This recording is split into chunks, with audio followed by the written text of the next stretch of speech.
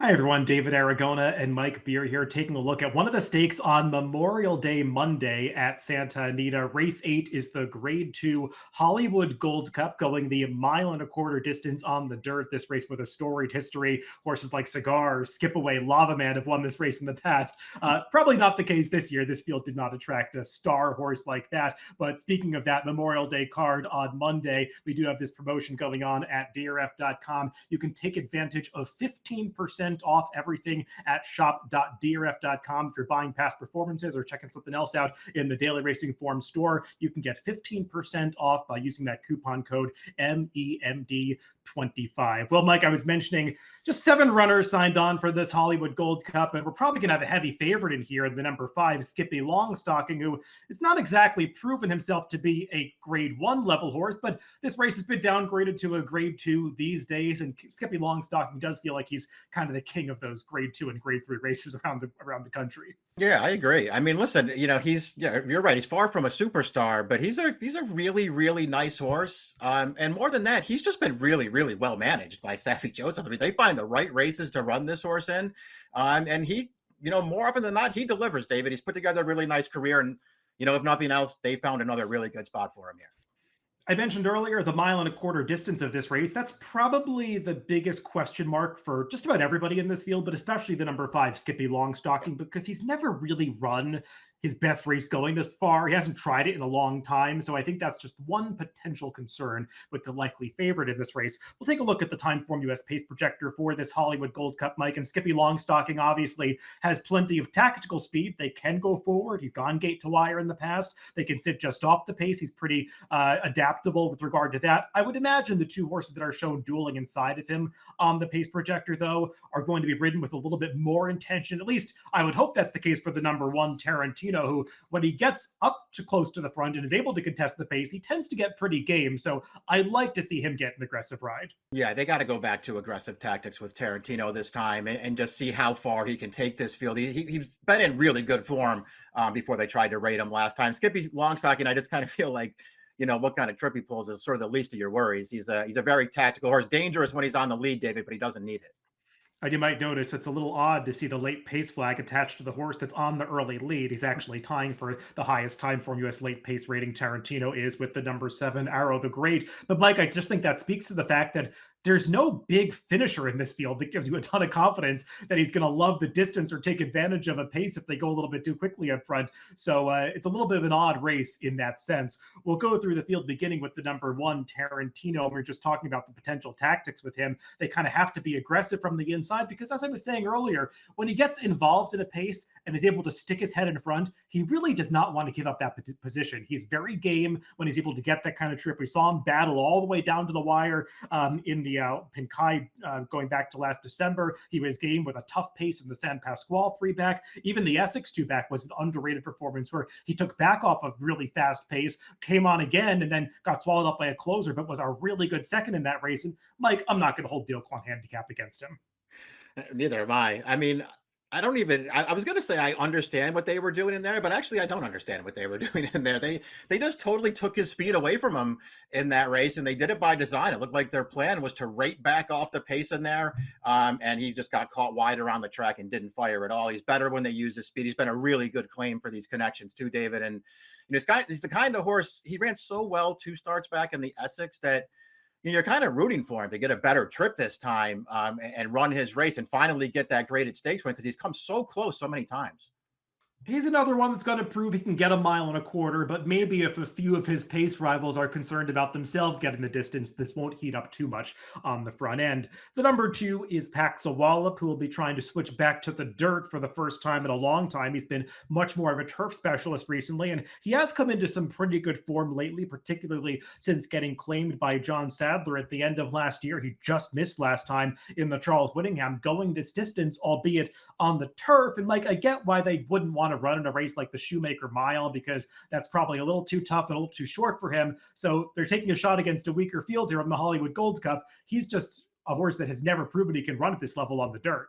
Yeah, exactly. I mean, it's just a real wild card in here, if nothing else. I do agree that he's in pretty good form right now. And so maybe that's what gave him the confidence to switch back over to dirt here and try this race because we've already sort of been alluding to right along, David, he did not come up with a very strong field.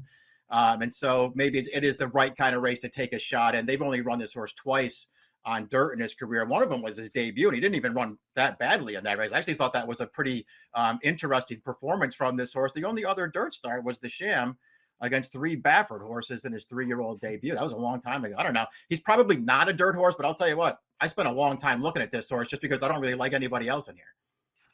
The number 3, Midnight Mammoth, is at least coming off one of the best performances of his career last time out when he smashed an allowance field over a wet, fast, sealed track. We'll take a look at the stretch run of that race where he beat today's rival, Arrow the Great. And as you can see, only 3 rivals in here, and one of them was a heavy favorite, Eagles Flight, that half-brother to Flightline, who was a big disappointment fading to third in this race, and I guess that opened the door for a horse like Midnight Mammoth to win. But Mike, you can at least say this horse showed quality last summer, going the 1.5-mile distance in the Cougar the Second at Del Mar, so he's got the stamina, and he proved that he can run a fast race, and he was off for a long time after that, and it was clear earlier this year he was just kind of cycling back into form. He needed a lot of those races to get back into fitness. He ran a decent race in the Santa Anita handicap against a tougher field than this 3-back. And the last race we looked at was his first start in the dirt since then. So at least he's coming into this race doing well.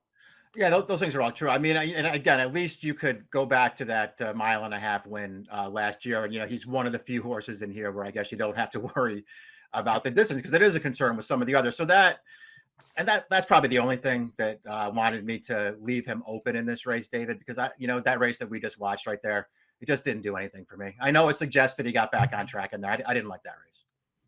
The number 4, Extensive, is the most lightly raced option in this field by quite a ways. He's only making the 5th start of his career and elevating out of a first-level allowance race. We'll take a look at the stretch run of that spot where he got the job done and did so with a really good trip. He was off the pace early, slipped through along the inside around the far turn, was able to come into the stretch, leading along the rail, and is able to widen on this field through the wire. Mike, he's won 2 in a row now. He has looked good winning each of these last couple of races against maiden and allowance competition, but he's taking a big step up in class. And I've got to say, Mike, for a horse that's probably going to be a short price in this race, just given the upside that he has, I'm not totally convinced that he's a horse that is really crying out for 1.25 miles. Yeah, that was my concern too. He did look good winning that race we just watched there, but you've already noted that he just had a perfect trip in that race. He has won his last 2 starts since they stretched him out, and so they're going to try to stretch him out one more time here and see if it works for them. I'm kind of with you, David. I just felt like the longer I looked at him, I just felt like he's going to take some money in this race, and I would just never bet this horse if he, takes money and winds up being, one of the. He's not going to be the favorite, but if he's the second or third choice, I just would never bet this horse. Yeah, we haven't seen the morning line for this race, but I could see this horse being around 3-1 in this race against it's clear second choice against Skippy Longstocking, just given Flavian Pratt getting aboard and the apparent upside that he has. But his dam was a pure sprinter. She was best going 6 furlongs. She was a stakes winner going that distance. So I wonder a little bit about the stamina with Extensive. The number 5 is Skippy Longstocking, and we'll take a look at his most recent start, Mike, which on the surface of things might seem like a bit of a disappointment because he was 2-1 and he fades to finish a distant third in the Oaklawn handicap. But this was a grade 2 race that maybe played a little bit more like a grade 1 because First Mission, who had always hinted at real talent, kind of got back to his best form here, gets the job done against Vanishing, who's just been in raging form, nearly won a grade 1 in his next start at Churchill Downs. So the top 2 finishers in this race are really good. I don't want to fault Skippy Longstocking too much for not being able to go with these 2 at the very end of the race, and he did get a triple-digit buyer when he won the Challenger 2-back, beating Most Wanted, who came back to run another big figure, chasing home Fierceness in his next start. So this horse's form lines really hold up. It's just a matter of whether or not he can run one of those big races going 10 furlongs. Yeah, exactly. And you brought it up in the open. I mean, there's a real question, about 10 furlongs for him. Now, again, this is the right kind of spot for them to try it again with this horse because it's not like he's facing any killers in here. But, make no mistake about it, there's a reason that this horse ran in the Breeders' Cup Dirt Mile the last 2 years and not the Breeders' Cup Classic because he doesn't really want to go this far. But he'll get it against a field like this one. He is the horse to beat. I never want a short price on Skippy Longstocking, and I don't want a short price on him in this race, but he's the horse to beat. Yeah, at the end of the day, as you said earlier, Saffy Joseph picks really good spots for this horse, and he might have just found another really good spot for him here in the Hollywood Gold Cup. The number 6, El Bellator, is going to be one of the bigger prices in this race. He does have a 96 buyer, 2-back at Santa Anita for an optional claiming allowance victory. Got the job done, beating a horse who has more of a sprint profile than Bartledy that day. His other races don't exactly make him competitive in here, Mike, and he just seems like a little bit of a reach. Yeah, I couldn't get that with this horse either. Again, I tried to make a case for everybody in here just because I thought it was one of those races where, it might pay to get a little clever. I couldn't get to this horse. And then on the outside, the number 7, Arrow the Great, is going to be another big price in this race. Mike, you'd mentioned not being too visually impressed with that allowance victory by Midnight Mammoth. Well, he beat this horse by 5.5 lengths in that race over the wet track last time. And that was the best recent performance from Arrow the Great, who does have a 97 buyer going back to last summer at Del Mar. That was over the 1 mile distance. He's another one that's got some stamina questions to answer as well as class questions. Yeah, they ran him in this race last year. He got beat a million lengths. We'll see what he does here. Yeah, out of that replay that we watched before, where he was behind Midnight Mammoth, this isn't the horse I wanted out of that race. Well, Mike, let's throw up our picks for this Hollywood Gold Cup, and I think we're landing in the same spot here, trying to find one alternative to Skippy Longstocking. We both went to the number 1 Tarantino. Just felt like if Skippy Longstocking loses, it's because Tarantino gets the right ride and right trip this time, and he can see out the distance. I just want them to send this horse off to the early lead in here and see how far he can take him. Yeah, I was kind of going back and forth between him and Midnight Mammoth. They both have some decent recent form. Tarantino's just got the proven class at this level, so we'll see if he gets the right ride to be successful in the Grade 2 Hollywood Gold Cup Race 8 at Santa Anita on Monday. Good luck if you're playing the races this weekend.